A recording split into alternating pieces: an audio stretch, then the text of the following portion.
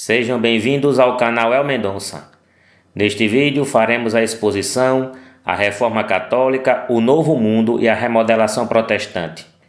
Estaremos baseados em Bruce Shelley, autor do História do Cristianismo, uma obra completa e atual sobre a trajetória da Igreja Cristã desde as origens até o século XXI, traduzido por Juliana Neidhardt, publicado pela Thomas Nelson Brasil.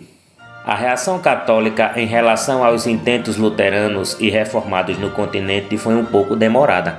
O maior problema estava no sistema papal e isso não seria fácil de solucionar. Contudo, ao final do século XVI, a façanha protestante estava limitada a setores da Europa Ocidental, à exceção dos reinos escandinavos que foram assimilados e o reino inglês. O movimento protestante era complicado para a política local.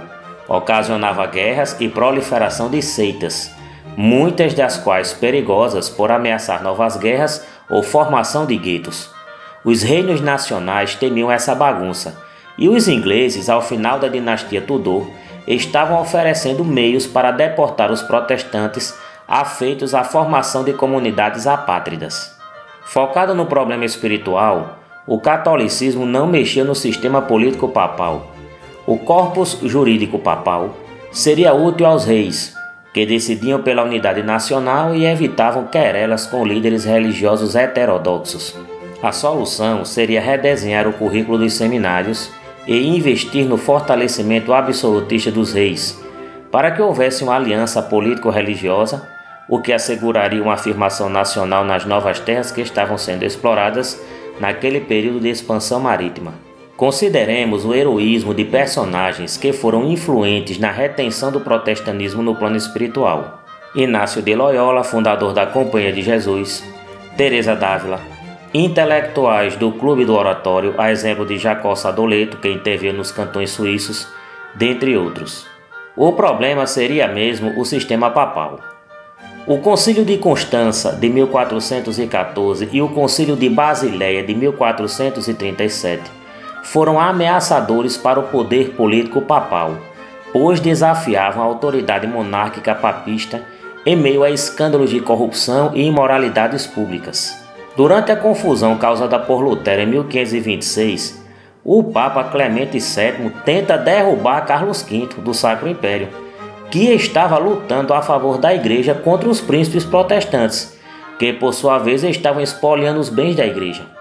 A Liga de Cognac unia o Papa à França, Veneza e Florença, que eram repúblicas. Foi derrotada e o Papa preso. Em 1530, Carlos V obriga o Papa a coroá-lo. Durante esse período, o protestantismo cresce na Inglaterra. Em 1534, assume o Papa Paulo III, que tinha certa consideração pelo Clube do Oratório, convidando membros para compor o colégio cardinalício e encomendar um concílio.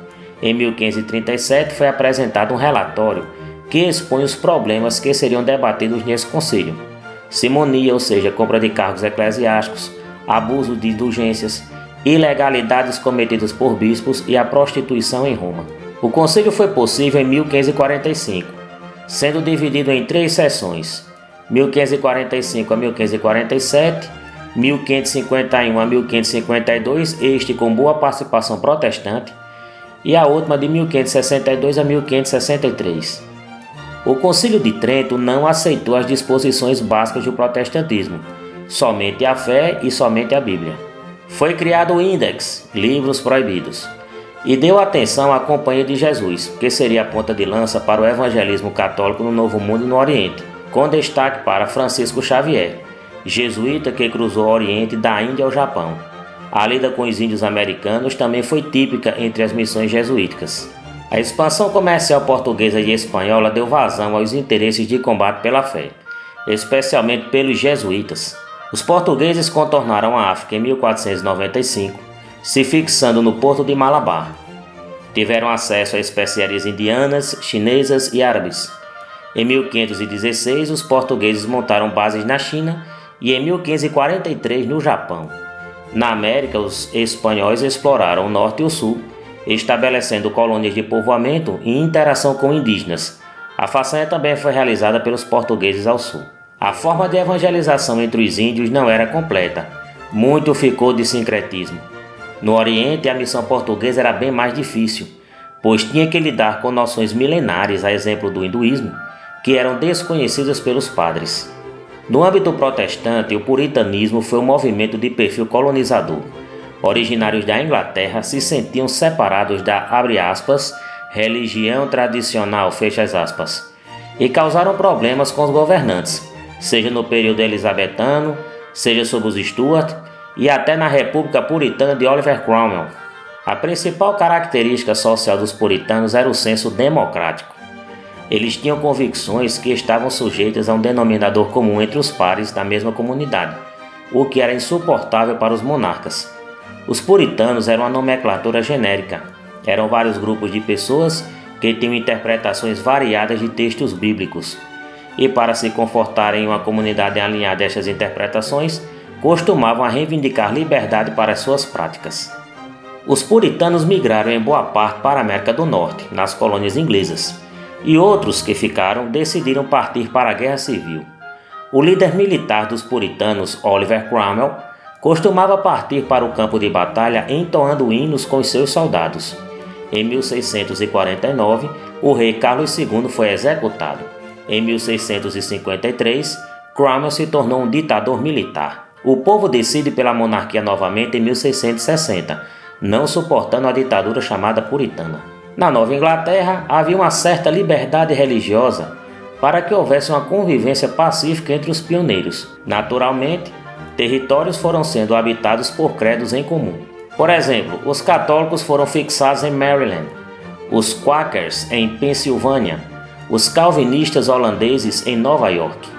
As comunidades que estavam dispostas a fundar sua própria vertente religiosa saíam para os lugares afastados do território e criavam sua própria igreja. Montanhas e rios não faltavam como fronteiras. Nisso foi criada uma cultura de novas denominações. Não à toa foi naquele espaço que surgiram igrejas heterodoxas ao cristianismo, a exemplo das Testemunhas de Jeová e Igreja dos Santos dos Últimos Dias, dentre outras. Cultura que também incentivou a formação de seitas das mais variadas matizes. Agradecemos a todos que prestigiaram este estudo com a presença no canal. Pedimos que participem com like e inscrição. Este canal é dedicado à cultura em geral e estudos. Que Deus esteja conosco.